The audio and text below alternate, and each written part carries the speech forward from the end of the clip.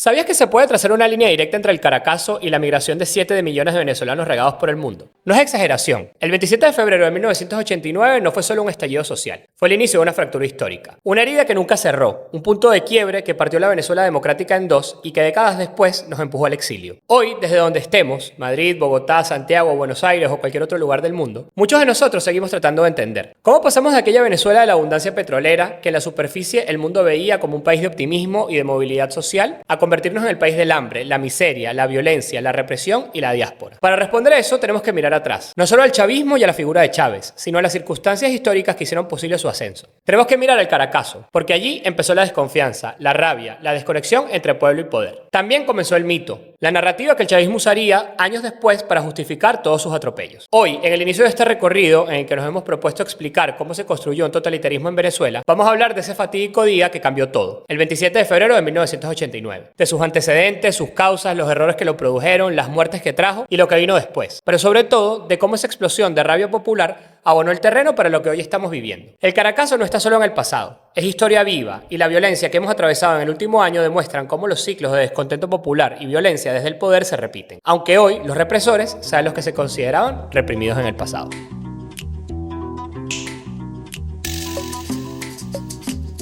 Bienvenidos todos y todas a este primer episodio en el que vamos a empezar a abordar el tema central de este espacio de discusión que, como dijimos ya en el episodio de presentación, es un poco este desgranar o este analizar los diferentes eventos que fueron consolidando el totalitarismo en Venezuela y cómo podemos establecer o relacionar o definir ciertos paralelismos con cosas que han pasado, valga la redundancia, en nuestro pasado reciente y que, bueno, los protagonistas de aquellos episodios que hoy nos gobiernan o de algunos de estos episodios que hoy nos gobiernan han aprovechado a su favor para consolidar su poder y sobre todo para justificar una narrativa que nos ha, bueno, sometido a todas estas tragedias que hemos estado viviendo en los últimos años, ¿no?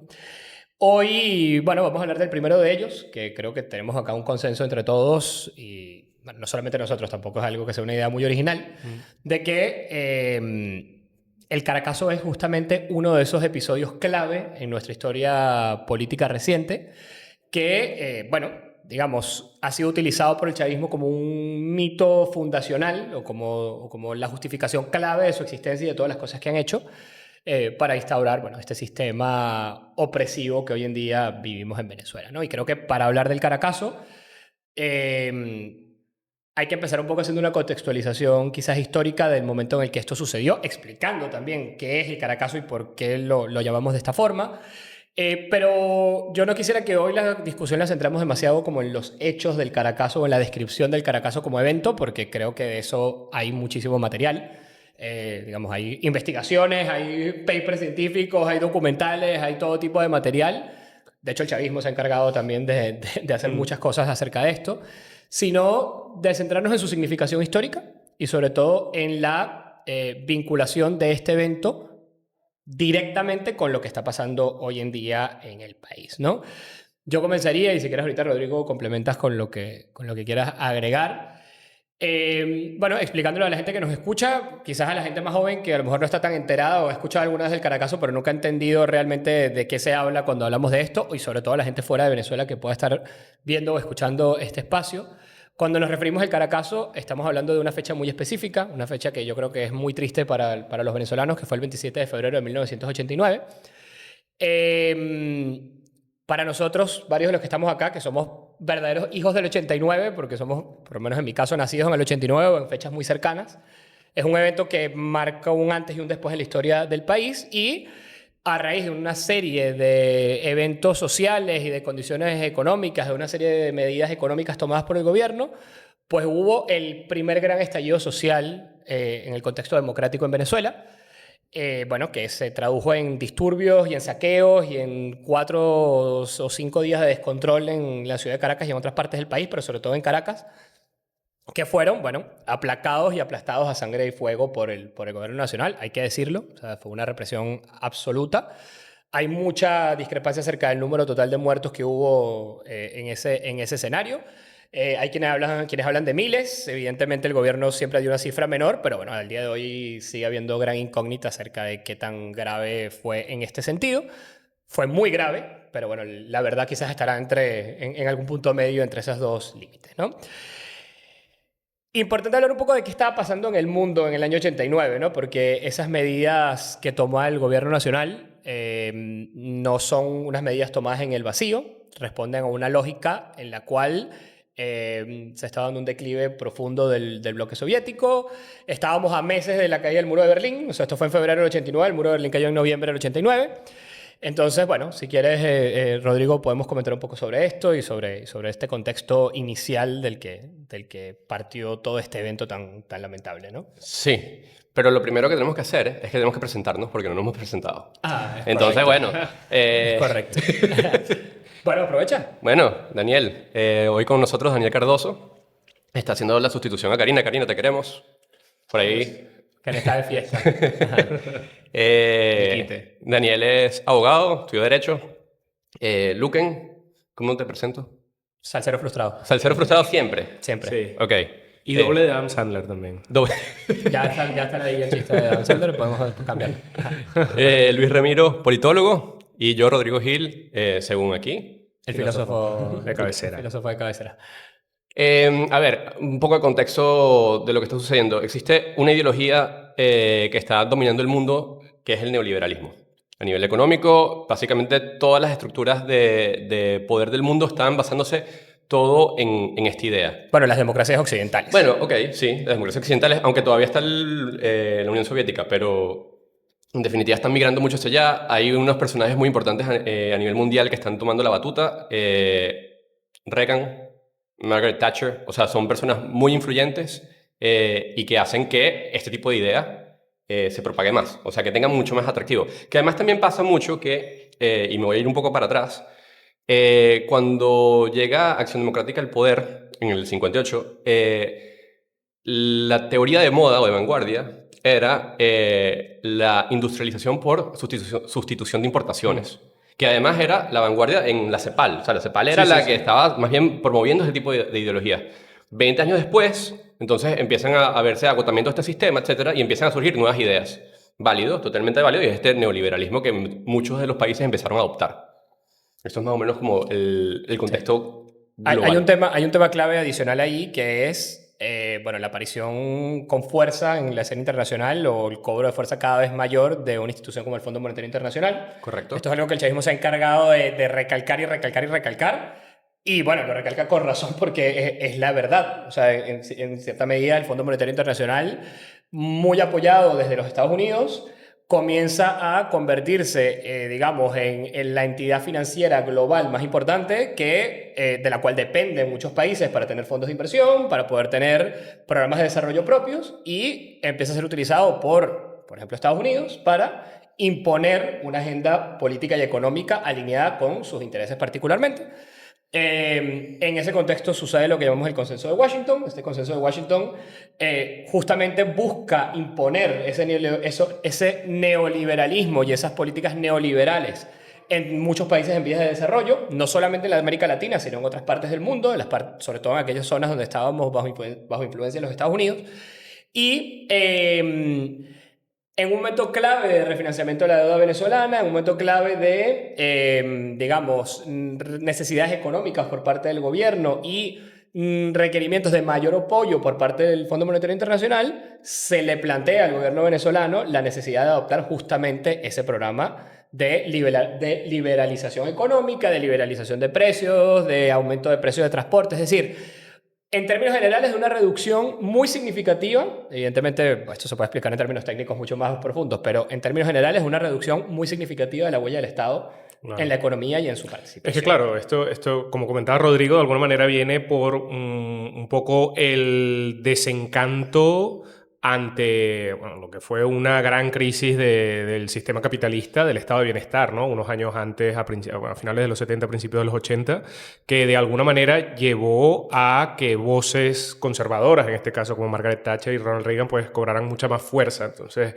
este discurso de básicamente desmantelamiento de todo el Estado, porque cuando hablamos de neoliberalismo no estamos hablando simplemente del libre mercado por un sentido clásico, sino también estamos hablando a su propia vez de desmantelar la presencia del Estado en la economía, pero esto también habla del desmantelamiento del servicio público y sobre todo de un gran paquete de privatización de todos estos servicios, ¿no? Correcto. Y eso además coincide un poco, Daniel, con digamos, esta crisis que hay en el bloque soviético, donde empezamos a ver como esta presión social significativa en los países del Pacto de Varsovia, en Polonia, en la República Checa, en Hungría, en Rumanía, de la gente cada vez levantándose más en Alemania Oriental, tratando de liberarse del sistema comunista, que ya para esta altura estaba demostrada su inviabilidad, por lo menos en la forma en la que los soviéticos lo materializaron, un tema de escasez, y es decir,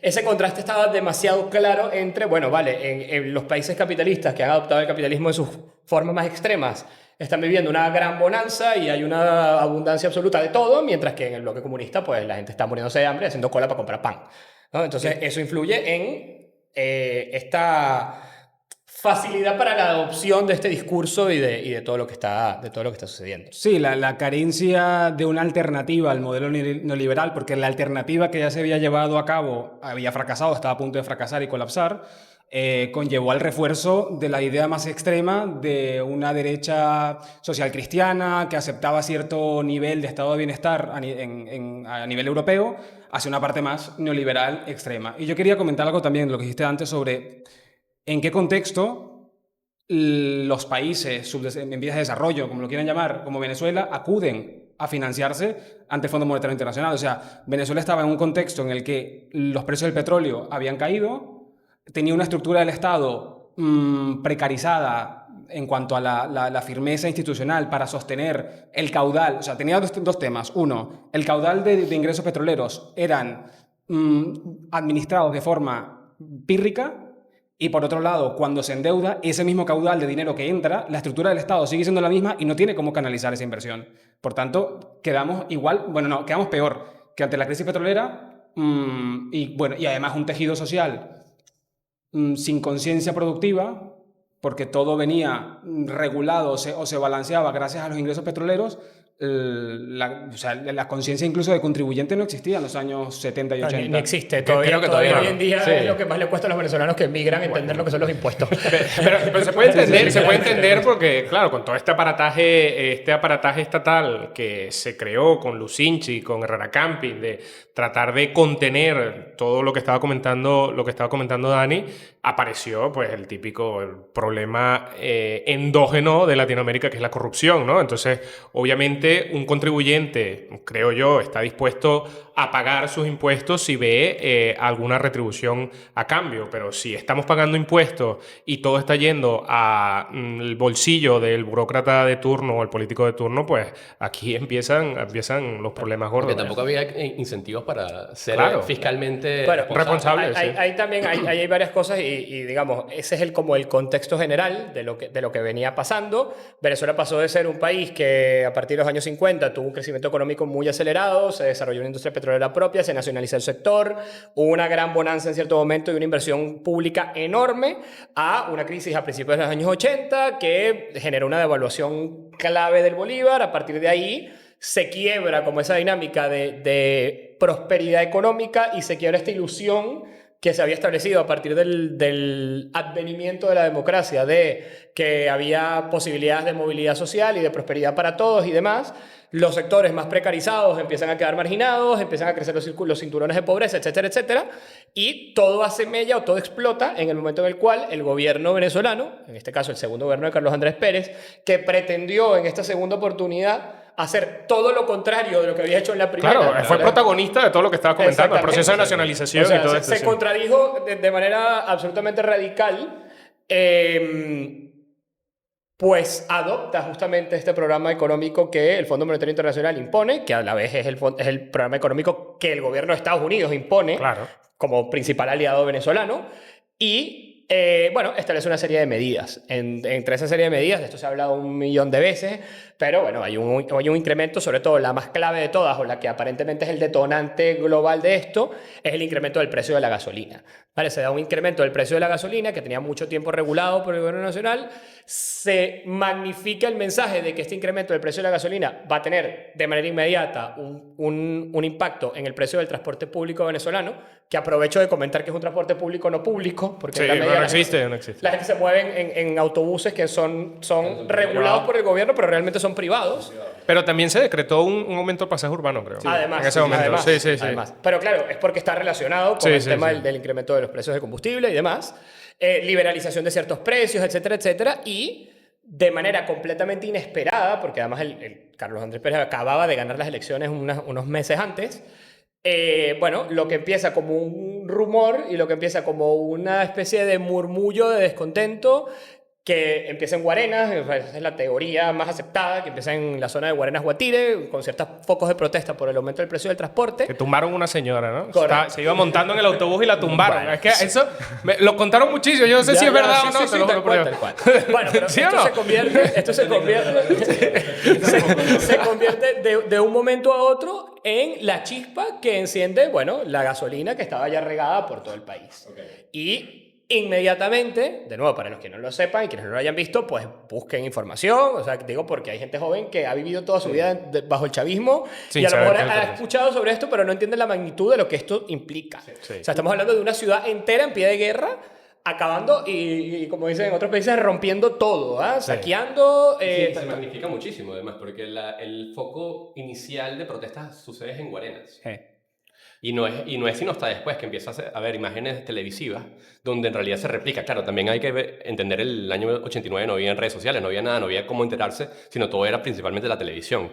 Pero también fue una intención muy marcada de las televisoras en su momento de mostrar este descontento.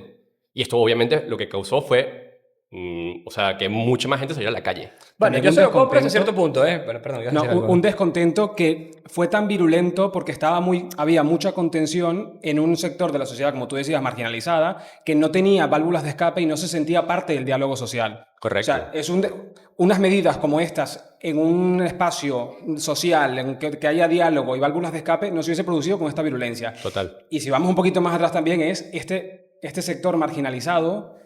Yo no sé si está estudiado, pero eso de las conversaciones públicas y tal que hemos tenido en los últimos años, vino nutrido de una inmigración silenciosa que fue marginalizada y que no fue integrada, que eso también es un debate moderno sobre el papel de la inmigración en los nuevos tejidos sociales que se incorporan a la parte productiva y que no son parte del diálogo social, y cómo eso después puede repercutir en fenómenos de marginalización absoluta a nivel social y político. Yo lo que decía yo es que 100% sí, y eso también da para otro podcast o para otro capítulo, y lo hablaremos en el momento que hablemos un poco de todo lo que sucedió alrededor de la figura de Carlos Andrés y de cómo terminó saliendo del poder. Es cierto que algunos medios de comunicación intencionalmente amplificaron el mensaje de descontento, 100%, pero a mí lo que me parece un poco peligroso de ese discurso es que yo siento que muchos en la oposición, sobre todo quienes son más defensores quizás del sistema imperante previamente, utilizan ese argumento como para restarle justificación a lo que pasó. No digo que sea tu caso. No.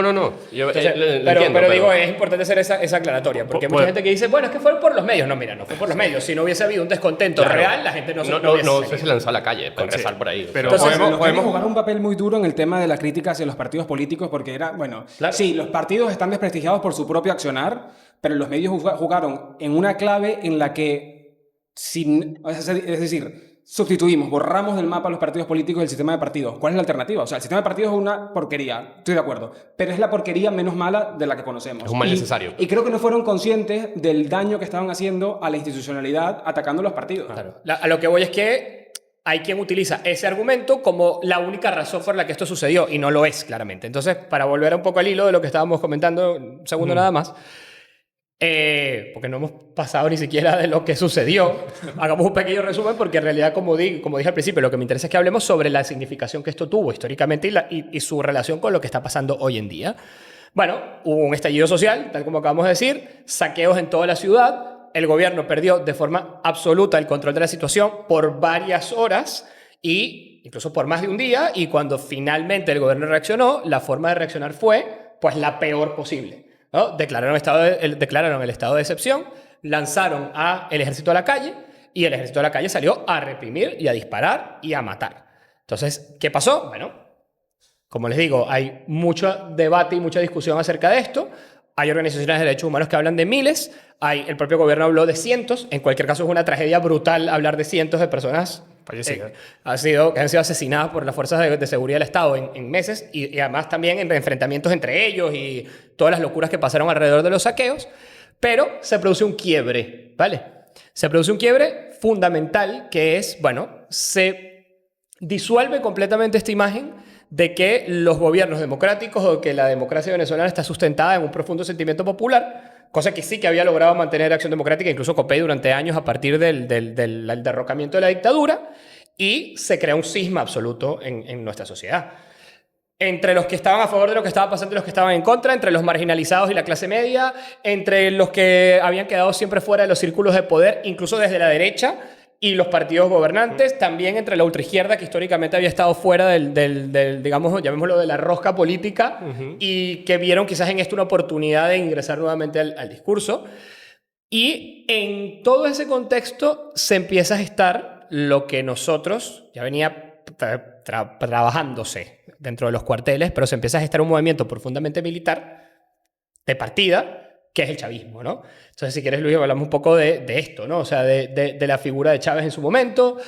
Creo que, no sé si lo sabes, pero Chávez tuvo la suerte, de alguna manera, de que en el momento en el que sucede el Caracazo, como ya Chávez venía un poco conspirando y ya se conocía dentro del ejército como un tipo que no tenía descontentos respecto al gobierno y demás, a Chávez lo mandaron a un puesto remoto de comando en ese momento y no estaba en Caracas en el momento del golpe. No. Por lo tanto, no le tocó participar en la represión. Pero muchos de los militares que acompañaron a Chávez después del golpe de Estado sí que participaron en la represión. ¿No está en Maracay, una cosa así? No, estaba o en Apure o en Amazonas, en un lugar totalmente desconectado de esto. Sí. Y de hecho en sus memorias él escribe que, bueno, vio con horror cómo esto pasaba. Pero hubo muchos de sus compañeros que luego lo acompañaron al golpe que sí que estuvieron. Por ejemplo, no sé si se acuerda de Costa Carles, el padre de Costa Carles era un oficial del ejército muy amigo de Chávez, que en teoría era de los que originarios del MBR-200 y tal, que muere en un operativo de una redada que estaban haciendo en un barrio en Caracas o en Valencia durante los hechos del Caracazo, ¿no? Vale. No, bueno, yo antes de hablar de eso es que quería, un poco tocando esta idea de esta como integración o de alguna manera coordinación de todos estos actores. Si podíamos comentar, ustedes saben, creo que históricamente mucho más del Caracazo de lo que yo puedo saber, de estas teorías conspirativas, ¿no? A mí me encanta hablar de conspiranoia y hay mucha teoría de conspiración alrededor del Caracazo, o sea que yo creo que de alguna manera nubla un poco o oscurece un poco estas razones subyacentes que llevaron a gente efectivamente a protestar y a salir a manifestarse ese día, pero hay supuestamente investigaciones y tal. De nuevo, muy científico de tu parte todo este. Pero ya va. ¿Dije o no dije teoría de conspiración al momento? Vale. Teorías de conspiración. Si no lo saben, él es el integrante de teorías conspirativas de nosotros. Exacto. El doctor. El doctor en ciencias políticas. Y que dicen que esto fue como organizado, digamos, de que no había manera. Esta teoría que comentaba Rodrigo y Dani del tema de cómo los medios de comunicación de alguna manera permitieron que esto creciera o se expandiera a nivel nacional, en verdad es falso, pero que lo mismo que estaba ocurriendo en Guarenas cuando empujaron a esta señora, esto sí es real, no, mentira, no tengo ni idea, estaba ocurriendo simultáneamente en otras partes del país, pero es porque partidos políticos o esta mano negra que coordina la política lo estaba haciendo. Bueno, sí, o sea, siempre se ha dicho, desde mi punto de vista, creo que también es un poco de lo mismo que estábamos hablando antes. Es decir, evidentemente habrá habido actores políticos y organizaciones políticas que capitalizaron esta situación. De hecho, estamos viendo que las había. De hecho, era el siguiente punto que íbamos a implementar, porque al final el chavismo ha hecho de esto su bandera, básicamente.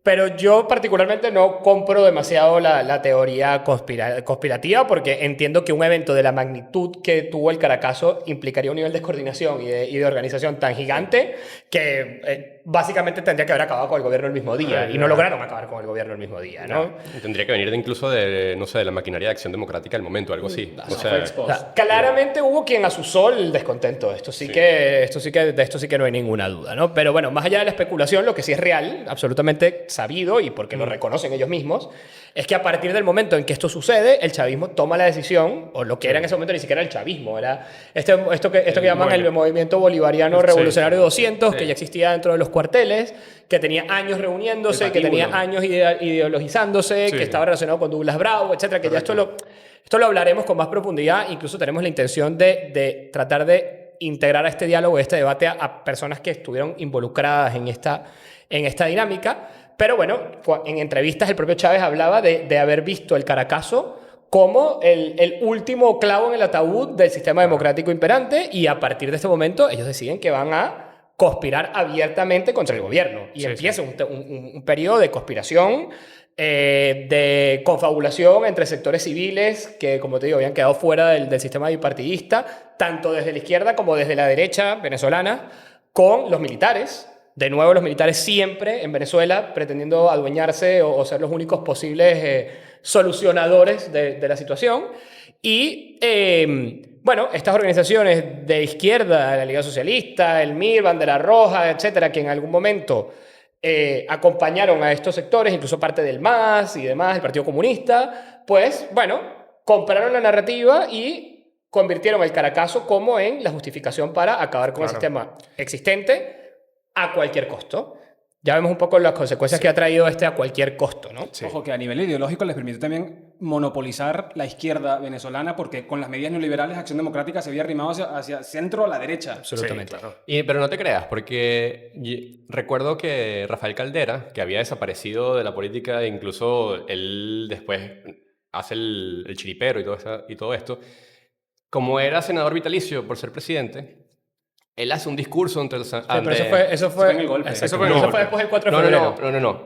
No el 4 de febrero. En el Caracazo, él hace un discurso también justificando como que hay que revisar algo del sistema. O sea, no es tan abierto como lo del 4F, pero sí ya estaba él pensando en esto como que hay algo del sistema que está fallando y no estaba pudiendo darle sustento a la gente. Sí.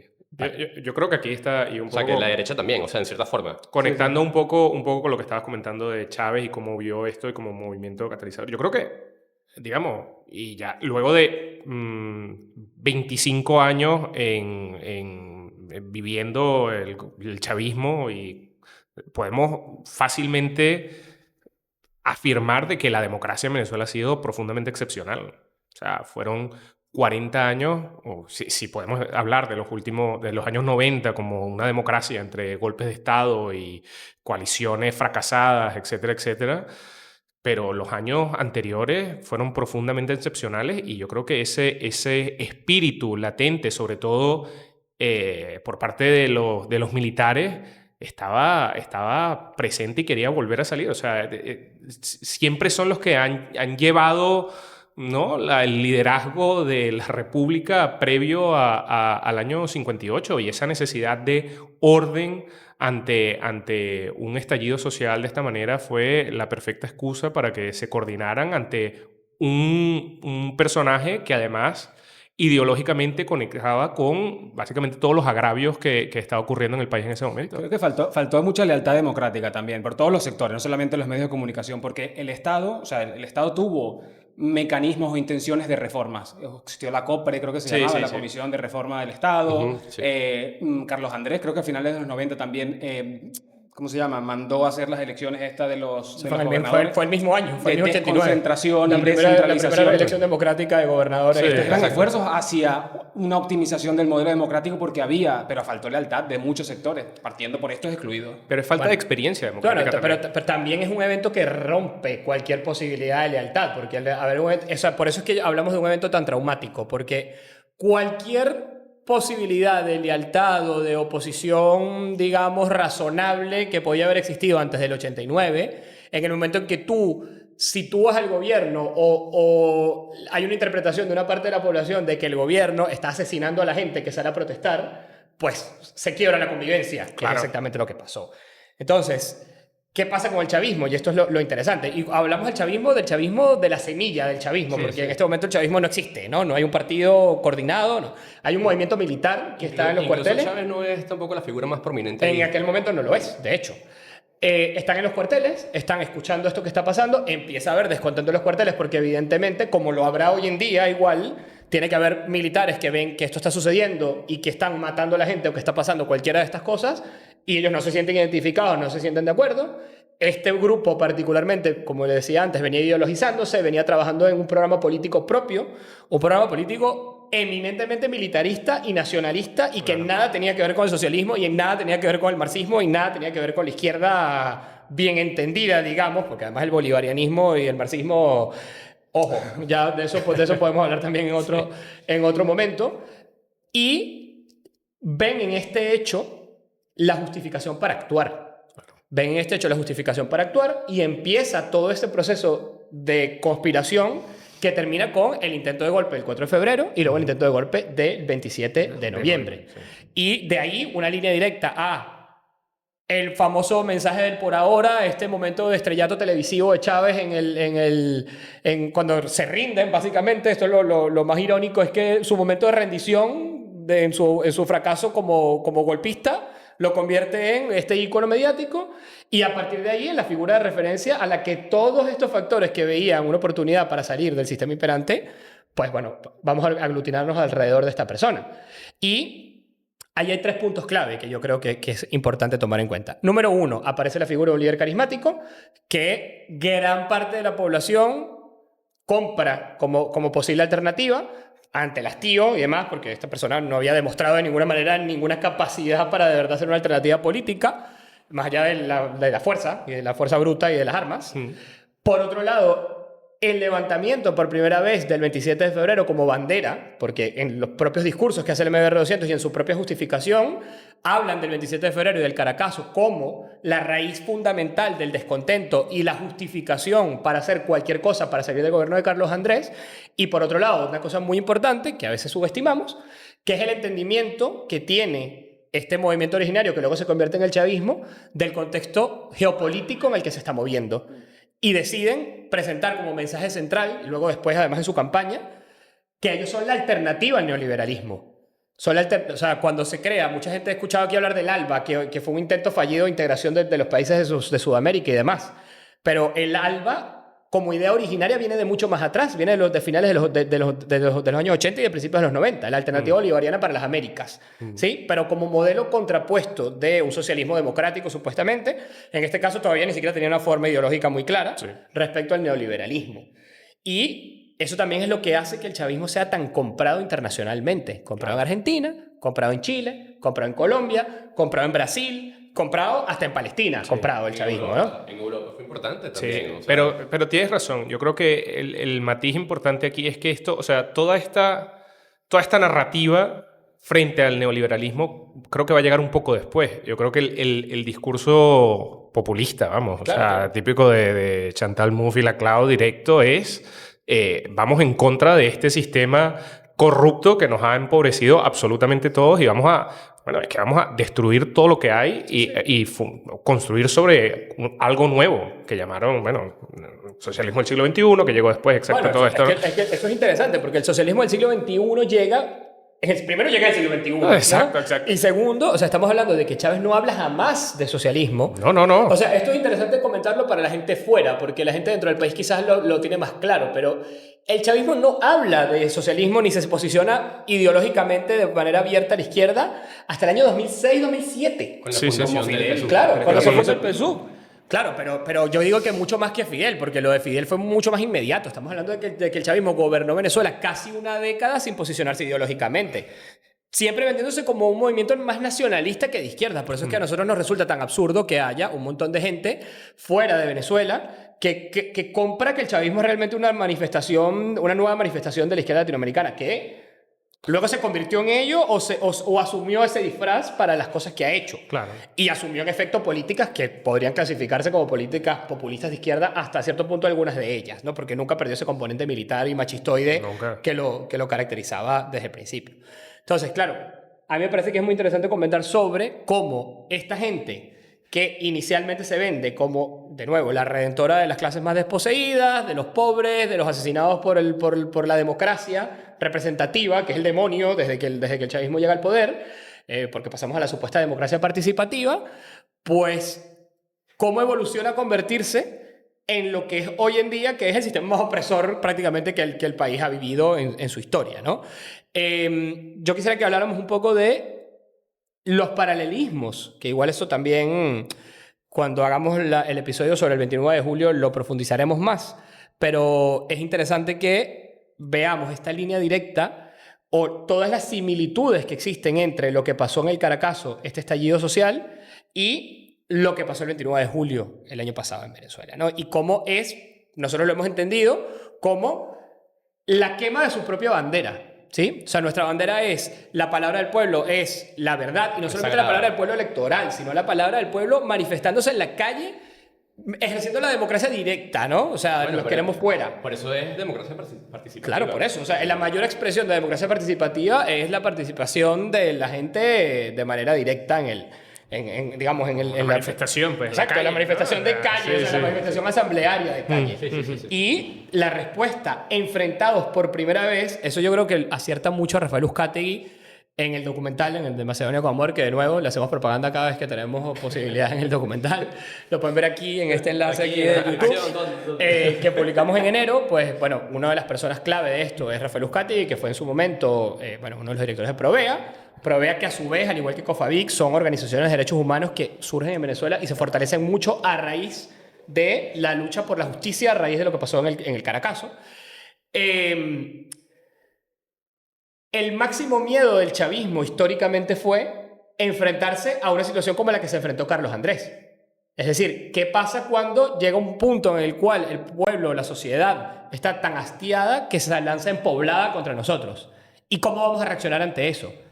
Teniendo la posibilidad el año pasado el chavismo de reaccionar yéndose, abriendo el camino democrático para que la gente pueda participar, pues lo que tomaron la decisión fue de, atornillarse, matar, perseguir, encarcelar. Evidentemente no pudieron ejercer una represión tan salvaje como la del año 89, porque estamos en el año 2025. Pero no tengamos ninguna duda de que si la situación global de derechos humanos y de atraso cultural y demás fuese la misma que la de hace casi 40 años, la reacción habría sido igual o mucho peor que la de Carlos Andrés en su momento. Yo creo que el desconocimiento, esa alternativa que tú decías, había una posibilidad de que el chavismo reconociese las elecciones y saliese, se rompió en el momento, bueno, pues podemos entrar aquí y debatirlo, pero se rompió en el momento en el que el chavismo se dio cuenta que su hegemonía política y social se había roto, que a partir de allí, hacia el siguiente momento en el que podían salir, hubo una contienda tan fuerte, tan virulenta, que los llevó a cometer delitos. Correcto. Para mantenerse en el poder, con la consecuencia de cuando llegó el momento de cantarles las cosas de se tienen que ir, decían el costo es demasiado alto para salir. Y esto, bueno, un paralelismo con la revolución bolchevique, ¿no? Que creo que lo dijo Lenin, de cuando acabó la guerra civil era demasiado tarde para instaurar una democracia, que era la promesa inicial. O sea, fue tan virulento, tan sangriento todo, que para el momento de hagamos lo que prometimos, como el chavismo de instaurar la democracia y que la gente se exprese, no lo podían cumplir. Sí, o sea, es decir, está demasiado claro, desde mi punto de vista también, que primero ellos no se esperaban la reacción popular que hubo el 29 de julio. De la misma manera que quizás el gobierno de Carlos Andrés no se esperaba la reacción popular que hubo el 27 de febrero, ¿no?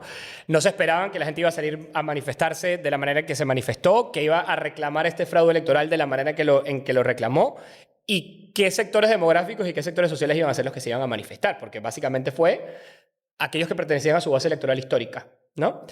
Y ante esa situación y este quiebre tan profundo que hubo en el año 2024 entre la sociedad y el partido de gobierno, pues se quedaron sin capital político. Y en el momento que se quedaron sin capital político, se quedaron sin ningún tipo de peso posible en unas negociaciones para salir en unas condiciones dignas. Entonces, es irónico haberlos derrotado electoralmente de una manera tan clara. Terminó dificultando aún más la salida de los tipos desde el punto de vista de la negociación cruda. O sea, no da raíz de lo que debe ser, porque lo que debe ser es que hubiesen terminado y se hubiesen ido y ya está, ¿no? No, y hablando de otro tipo de paralelismo, que coincido contigo, obviamente marcando las diferencias de que el chavismo puede ser de una naturaleza el doble de represora de lo que puede ser el gobierno de Carlos Andrés Pérez. Y coincido contigo de que si la revolución no hubiese sido televisada, digamos, hubiesen ido con todo. Claro. A matar, a llevarse por Como han matado y atropellado en otro a llevarse momento, por ¿no? delante a quien sea. Claro. Pero también es irónico, de alguna manera, de que estamos en una situación económica bastante peor de la que había en el 89 y con medidas bastante parecidas, o quizás peores. O sea, el chavismo ha abrazado ese neoliberalismo que tanto rechazaba, ha privatizado todo lo que se podía. La gasolina varias veces. Exacto. O sea, la misma justificación para salir. Exactamente. Y no solamente eso, sino a nivel salarial, obviamente ha abandonado a los trabajadores, es un gobierno abiertamente antisindicalista, no hay servicios públicos, ¿no? Nada. Y desarmado todas las estructuras de organización social que no dependen de forma directa del poder central. Entonces, quizás todos estos actores políticos que de alguna manera lograron coordinar alguna forma de acción colectiva que fue el 27 de febrero del 89, de alguna manera es mucho más complicado en una situación ahora en donde la represión ha desarticulado todo tejido social, ¿no? Y aún así, lo más sorpresivo es que la gente igual salió. Que esto es lo que hay que rescatar, que ese espíritu además de una expresión que, como bien comentaba, son las clases más empobrecidas por todo este tipo de políticas, aún así se manifestó en contra, del gobierno. Solamente como un comentario aquí editorial, es patético y es increíble que después de 35 años vendiéndonos el neoliberalismo como el mayor de los males y al imperio norteamericano como lo peor que existe, estos tipos están ahora abrazando a Chevron y suplicándole al gobierno de Estados Unidos que Chevron explote más petróleo en Venezuela, por favor. O sea, básicamente estamos en un momento tan irónico de nuestra historia que es Chevron y el imperio americano el que está manteniendo a Maduro, pareciera, en el poder. Tal cual. Bueno, ahora con la suspensión temporal de la licencia, pareciera que no, pero es algo que... Bueno, no se nos está acabando el tiempo. Creo que esto es un tema que da para muchísimo más. Sepan que cada uno de estos episodios históricos va acompañado de una pequeña píldora donde resumimos como los hechos principales de cada uno de estos eventos de manera mucho más profunda. O de manera un poco más sintética para quienes lo quieran ver y entender como los puntos más importantes de manera más clara.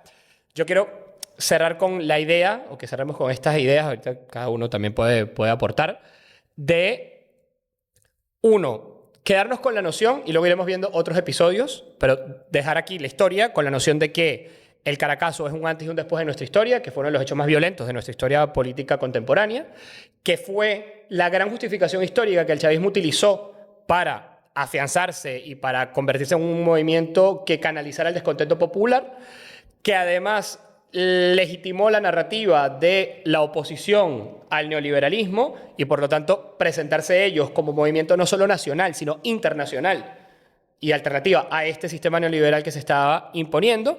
Y por último, como última reflexión para sintetizarlo todo, que todo eso o toda esa paja que nos vendieron durante casi 40 años realmente la han traicionado ellos mismos y el pez se mordió la cola y al día de hoy han abrazado muchísimas de las políticas que en su momento reclamaron como las políticas que eran lo peor de la historia y han utilizado mecanismos represivos contra la gente iguales o mucho peores en algunos casos que los que utilizó el sistema político que ellos en su momento pretendieron derrotar, ¿no? No sé si quieren comentar algo para ir cerrando, pero... Yo creo que... Bueno, dale, tira. No, un breve comentario o sea, eventos como el Caracazo nos habla de la importancia de, uno, cómo los partidos políticos de alguna manera nunca pueden perder su capacidad de transformar las necesidades de la gente en soluciones, o sea, hacer ese carácter de respuesta que tiene la democracia. Y dos, la confianza en las instituciones, ¿no? Porque de alguna manera esta desconfianza, este quiebre que comentaba fue lo que llevó a crecimiento con la aparición, esta combinación de la aparición de un líder populista y una conspiración detrás, pues llevó al quiebre del sistema democrático por completo. Pero también podríamos hablar, pero hay muchos detalles ahí, pero también el sistema de partidos estaba muy mal en su momento. Sí. Entonces, pero bueno, en fin, sí estoy totalmente de acuerdo con el tema del sistema de partidos porque el sistema de partidos es precisamente ese canal. Y parte de lo que se buscó aquí con el Caracazo, después con el 4 de febrero, etcétera, era también romper con ese sistema de partidos, con desplazar a los partidos tradicionales. No necesariamente son de mi devoción, pero me refiero, tenían como una estructura para canalizar estas cosas y más bien ellos mismos se fueron cayendo. Y en ese sentido, creo que gran parte del problema del Caracazo fue este error de los partidos de no saber cómo cambiarse, por ejemplo, cambiar su liderazgo, cómo reestructurarse internamente, sino mantener algo que ya estaba caducado. Para cerrar, creo que la historia no se repite, pero rima. Y ampliar el arco de comprensión histórico más allá del 2 de diciembre del 2007, cuando ganamos la reforma constitucional, por ejemplo, hacia lo fundacional del quiebre del periodo democrático anterior, nos capacitará a esa labor, ¿no? Nos llevará hacia esa labor que está haciendo Achimachete de ampliar los arcos de comprensión en todos los sentidos para una visión amplia sobre la alternativa que vendrá. O sea, que no empezó ni en el 2 de diciembre ni en el 2015 con la Asamblea Nacional. Esto viene de mucho antes y hacer este ejercicio es fundamental para entenderlo. Bueno, muchas gracias. Para cerrar, espera, para cerrar. Sí, hay que hacer la propaganda específica. Sí. Nada, bueno, recordarles seguirnos en nuestras redes sociales, h.machete en Instagram y somos Achimachete en Twitter, en TikTok y también en YouTube. Y bueno, igual pondremos por aquí todos los enlaces y todos los usuarios. Muchas gracias y bueno, nos vemos la próxima semana. Gracias. Si te gustó este episodio, suscríbete. En nuestro canal encontrarás mucha más información y debates como el que viste hoy. Somos Achimachete y puedes conseguirnos en nuestras otras redes sociales y también recomendarnos a un amigo.